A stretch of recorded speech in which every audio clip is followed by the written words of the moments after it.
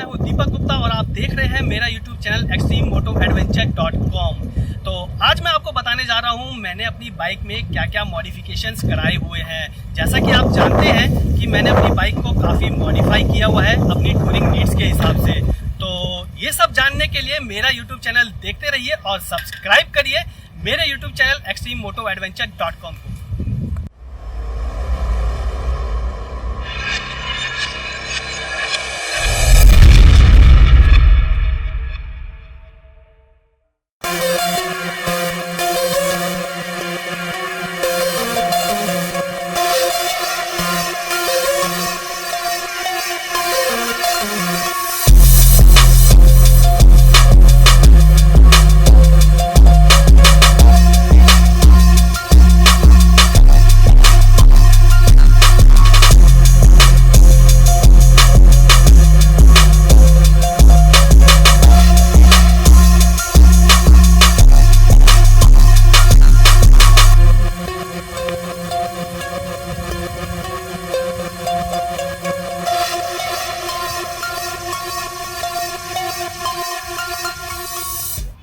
तो दोस्तों मैं हूं दीपक गुप्ता और मैं आज आपको बताने जा रहा हूं कि मैंने अपनी बाइक में क्या क्या मॉडिफिकेशंस किए हुए हैं। तो सबसे पहले मैं आपको एक अपनी बाइक का वॉक अराउंड दिखाता हूं, मेरी बाइक चारों तरफ से कैसी दिखती है। और इसको मैंने अपनी टूरिंग नीड्स के हिसाब से मॉडिफाई किया हुआ है। और ये एक BMW की बाइक आती है, उसकी लुक देती है बिल्कुल, जो मैंने इसके अंदर मॉडिफिकेशंस किए हुए हैं उसकी वजह से।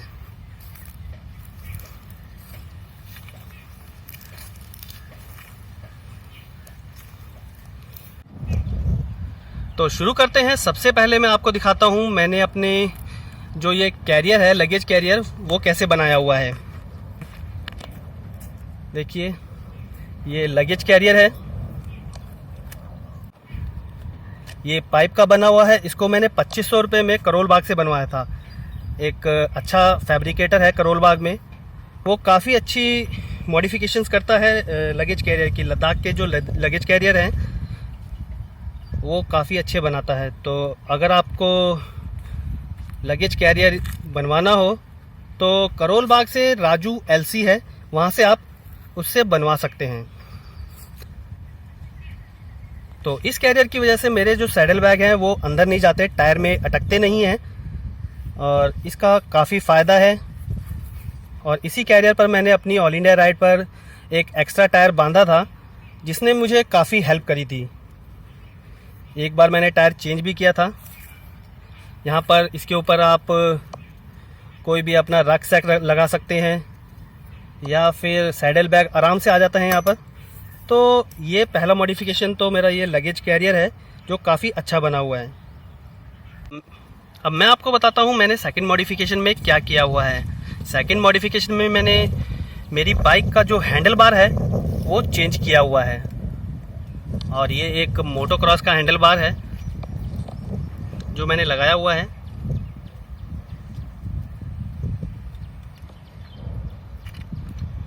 और इस हैंडल बार को लगाने के लिए मुझे काफ़ी सारे मॉडिफिकेशंस करने पड़े। जो मेरी वायर्स थी, जो इलेक्ट्रिकल वायर्स थी, जो हॉस पाइप था और जो एक्सीलेटर वायर थी, वो भी मुझे चेंज करनी पड़ी क्योंकि वो काफ़ी शॉर्ट पड़ गई थी। और जो दूसरी लगाई मैंने, ये जो क्लच वायर है, ये तो एज इट इज़ जो 220 की है वो ही लग गई थी। ये काफ़ी ठीक ठाक बड़ी थी तो यही यूज़ हो गई। लेकिन ये हैंडल बार चेंज करने के लिए मुझे ये जो हैंडल बार रेजर किट है ये लगानी पड़ी। और ये बिल्कुल डायरेक्ट फिट है। देखिए ये 220 के लिए ही बने हुए हैं। पल्सर 220 मेरी बाइक है और ये पल्सर 220 के लिए ही बने हुए हैं। इसमें मुझे कोई भी होल करने की ज़रूरत नहीं पड़ी है और ये डायरेक्ट फिट हो गए हैं। और इसके अंदर मैंने मोटोक्रॉस का हैंडल बार लगा रखा है। पहले मैंने RD 350 का हैंडल बार लगा रखा था जो इतना स्ट्रॉन्ग नहीं था। बाद मैंने ये वाला हैंडल बार लगाया है, ये है मोटोक्रॉस का। ये काफ़ी हैवी हैंडल बार है। और हैंडल बार रेज करने के लिए मुझे जो मेरी एक्सीलेटर वायर है वो भी चेंज करनी पड़ी। और ये जो एक्सीलेटर वायर है ये प्लेटिना की डली हुई है।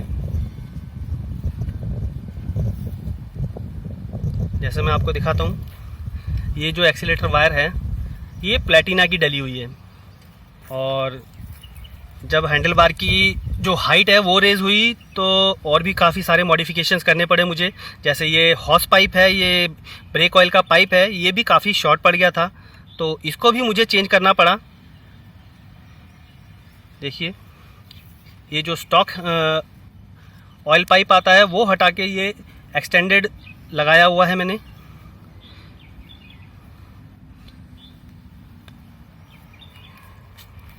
और उसके बाद जो हैंडल बार में मॉडिफिकेशन किए हुए हैं, ये दोनों रियर व्यू मिरर्स NS 200 के हैं, और पूरी इसकी क्लच असेंबली जो होती है, इसकी जो नली होती है जिसमें ये फिट होते हैं, ये सारे चेंज हैं। इसकी इलेक्ट्रिकल वायर्स भी शॉर्ट पड़ गई थी, तो इलेक्ट्रिकल वायर्स जो हैं वो भी एक्सटेंड करानी पड़ी मुझे। देखिए, और इस हैंडल बार का जो फ़ायदा मुझे हुआ है वो ये है कि लॉन्ग राइड्स पे ये काफ़ी कंफर्टेबल हो चुका है, और जो मेरी सिटिंग पोजीशन है वो बिल्कुल स्ट्रेट है, जिसकी वजह से मुझे थकान बिल्कुल भी महसूस नहीं होती। मैं 200-300 किलोमीटर आराम से एक स्ट्रेच में बाइक चला सकता हूँ। हैंडल बार में एक और मॉडिफिकेशन किया हुआ है, एक और एड ऑन किया हुआ है, वो ये जो स्कॉइको का चेस्ट गार्ड है ये लगाया हुआ है। अभी तक इसका कोई यूज़ हुआ नहीं है, क्योंकि ये चेस्ट गार्ड है और गिरने पे ये चेस्ट को सेफ रखता है, और ऐसा कुछ इशू मेरे साथ आया नहीं जो कि ये कभी यूज़ हुआ हो। और इसकी जो लुक है वो काफ़ी अच्छी आती है। आइए मैं आपको दिखाता हूँ जो मैंने थर्ड मॉडिफिकेशन किया हुआ है, वो ये है। ये जो विंडशील्ड है मैंने अब जो मेरी बाइक है 220 उसके फ्रंट में ऐड ऑन किया हुआ है इस विंडशील्ड को, और ये काफ़ी स्ट्रॉन्ग भी है, और काफ़ी हद तक जो विंड ब्लास्ट होता है 80-90 से ऊपर जब मैं अपनी बाइक को चलाता हूँ तो वो काफ़ी हद तक विंड ब्लास्ट रोक देता है। तो देखिए, जो इसकी फिटिंग है वो यहाँ पर जो कस्टमाइजेशन किया हुआ है ये सारा सह्याद्री मोटो कंपनी है एक, उसने किया हुआ है। ये पुणे बेस्ड एक कंपनी है, काफ़ी अच्छे मॉडिफिकेशंस करती है।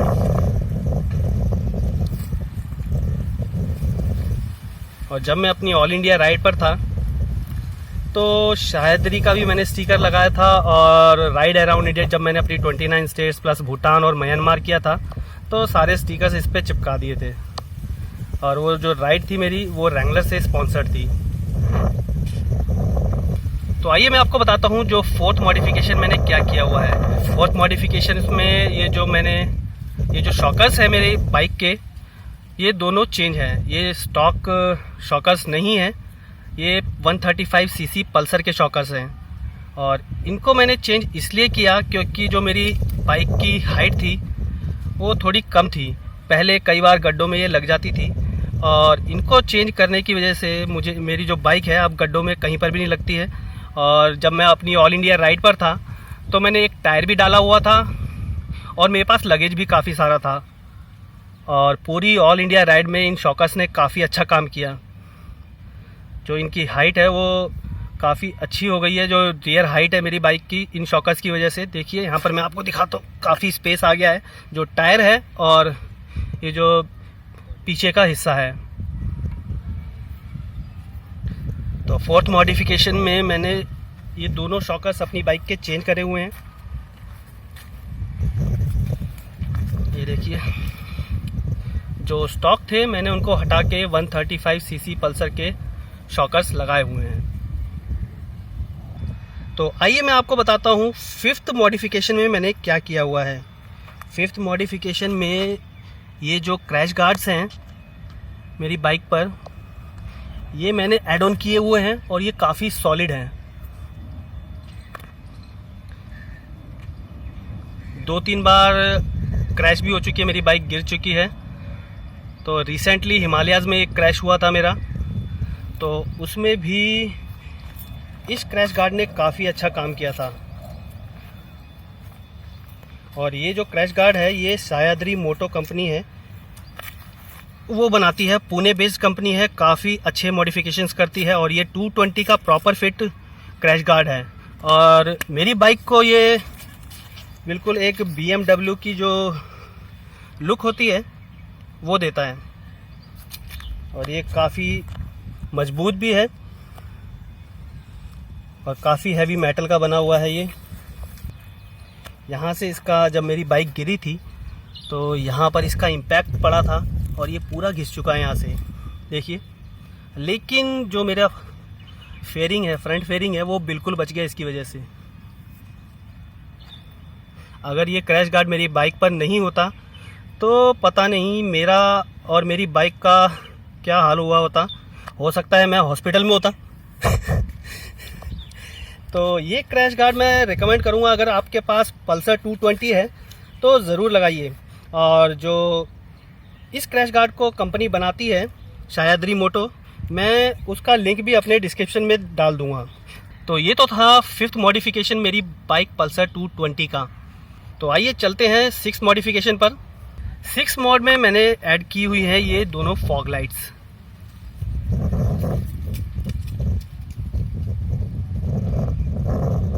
और ये दोनों फॉग लाइट्स काफ़ी अच्छी हैं। है वैसे ये दोनों चाइनीज़, लेकिन हाईवेज़ पे और हिमालयाज़ में इन्होंने काफ़ी अच्छा काम किया। और पल्सर 220 का जो प्रोजेक्टर लाइट्स है उनके साथ मिलकर इन दोनों ने जो हाईवे और हिमालयाज़ है दोनों पर काफ़ी अच्छी रोशनी दी है, जिससे कि नाइट ड्राइविंग में मुझे ज़्यादा परेशानी हुई नहीं। और इन दोनों लाइट्स का जो स्विच है वो मैंने हैंडल बार पर प्लेस करवाया हुआ है। और इनको चलाने के लिए देखिए मैं दिखाता हूँ। ये दोनों लाइट जल गई। अभी दिन का टाइम है तो इतनी रोशनी पता नहीं चलेगी, लेकिन इन दोनों की जो रोशनी है काफ़ी अच्छी है। इन दोनों का जो लिंक है मैंने अपने जो डिस्क्रिप्शन है उसमें भी दिया हुआ है, आप इनको वहाँ से भी बाई कर सकते हैं।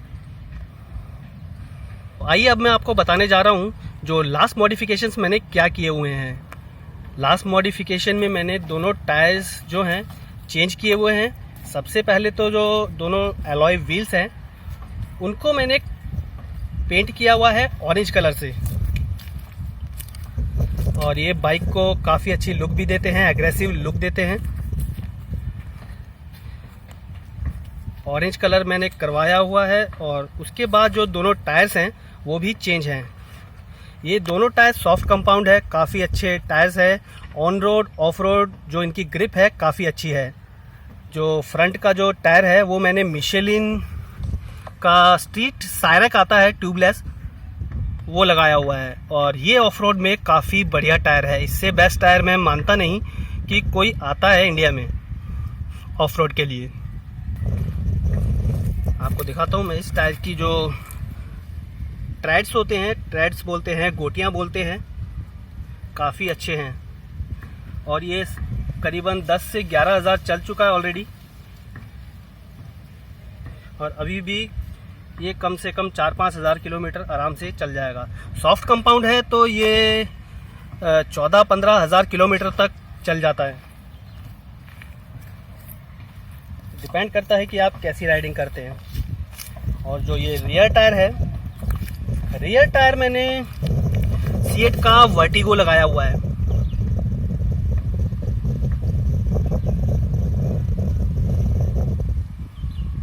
तो ये तो थे दोनों टायर्स के मॉडिफिकेशंस मेरी बाइक के। दोनों टायर चेंज किए हुए हैं मैंने। और जब मेरी बाइक की जो हाइट है वो रेज हुई तो उसकी वजह से एक मॉड और मुझे करना पड़ा। जो मेरा साइड स्टैंड है ये वाला, ये भी काफ़ी छोटा पड़ गया था और इसको मुझे एक्सटेंड कराना पड़ा थोड़ा सा। जैसा कि आप देख सकते हैं यहाँ से ये थोड़ा सा एक्सटेंड है। जैसे मैंने शॉकर्स चेंज किए हैं उसकी वजह से भी ये छोटा पड़ गया। और जब मेरी बाइक पर लगेज होता था तो कई बार ऐसा लगता था कि बाइक गिर जाएगी, तो उसकी वजह से इसको मुझे थोड़ा सा मॉड कराना पड़ा। और ये थोड़ा सा अब पहले से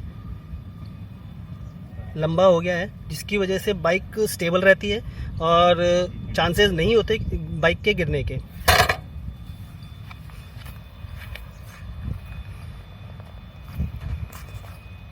तो ये तो थे सारे मॉडिफिकेशंस जो मैंने अपनी बाइक में कर रखे हैं।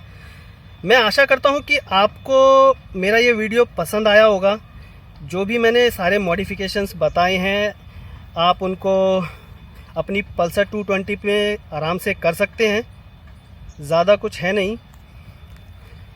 और ज़्यादातर जो मेरे मॉडिफिकेशंस है वो शायद मोटो से हैं, तो उसका लिंक मैं अपने डिस्क्रिप्शन में डाल दूँगा, वहाँ से आप कांटेक्ट करके इन सब प्रोडक्ट्स को मंगा सकते हैं। दोस्तों आज ही सब्सक्राइब करें मेरे YouTube चैनल एक्सट्रीम मोटो एडवेंचर को और इस बेल आइकन को ज़रूर दबाइए जिससे कि मेरे वीडियोस आपके पास सबसे पहले पहुंच सकें।